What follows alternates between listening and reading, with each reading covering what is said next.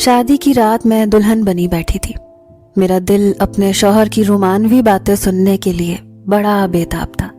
ہر لڑکی کا ہوتا ہے۔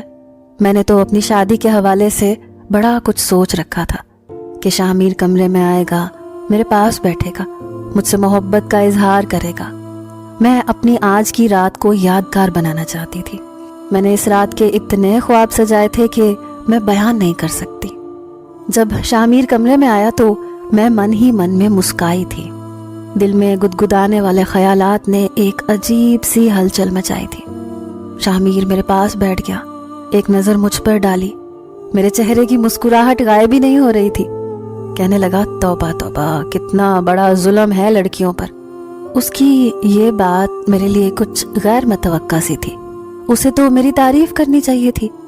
میں نے اس کی طرف دیکھا تو وہ میرے بھاری بھرکم عروسی لباس کو دیکھ رہا تھا۔ کہنے لگا، سونیا جاؤ یار، کپڑے بدل کر آؤ، مجھے تو تمہیں دیکھ کر کچھ ہو رہا ہے۔ پتہ نہیں تم لڑکیاں اتنا بھاری لباس پہن کر اتنے گھنٹے اسٹیج پر بیٹھ کر اپنے صبر کا امتحان دیتی ہو، اوپر سے یہ اتنی بھاری جیولری، تمہیں دیکھ کر مجھے نہ جانے کیوں کچھ ہو رہا ہے۔ اس کے چہرے پر بھی بڑی بیزاری سی تھی۔ کہنے لگا، سونیا پلیز پہلے تم یہ سب اتارو اور ایک عام سے لباس میں آ کر میرے سامنے بیٹھو۔ یہ سن کر تو میرا دل بجھ سا گیا۔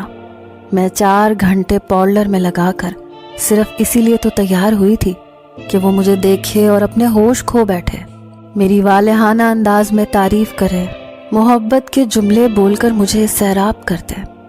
لیکن اس کی بیزاری دیکھ کر میں نے نہ جانے کیسے اپنے آنسو ضبط کیے تھے۔ میں نے کہا، اتنی بھی کیا جلدی ہے شامیر، کمرے میں اے سی چل رہا ہے، مجھے تو گرمی نہیں لگ رہی۔ میری بات سن کر شامیر کی آنکھیں حیرت سے پھیل گئیں۔ کہنے لگا، لیکن مجھے تو الجھن ہو رہی ہے نا۔ سونیا جاؤ، شاباش، اتارو یہ سب کچھ اور ایک سادہ لباس پہن کر آؤ۔ میں نے تو نہ جانے کیا کیا سوچ رکھا تھا کہ وہ اپنے ہاتھوں سے میری چوڑیوں کو اتارے گا، میرے ماتھے کی بندیا کو اپنی پیار بھری باتوں کے دوران اپنے ہاتھوں سے اتارے گا، میری تعریف کرتے کرتے وہ میرے سارے زیورات اتارے گا۔ لیکن یہاں تو ایسا کچھ بھی نہیں ہوا تھا۔ میری تو دوستوں نے بھی ویڈنگ نائٹ کے بارے میں بڑا کچھ مجھے بتا رکھا تھا۔ شوہر شادی کی رات پیار کا اظہار کرتے ہیں، ایسا کرتے ہیں، ویسا کرتے ہیں، لیکن شامیر تو بالکل ویسا نہ تھا۔ بہرحال میرا دل بجھ کر رہ گیا تھا۔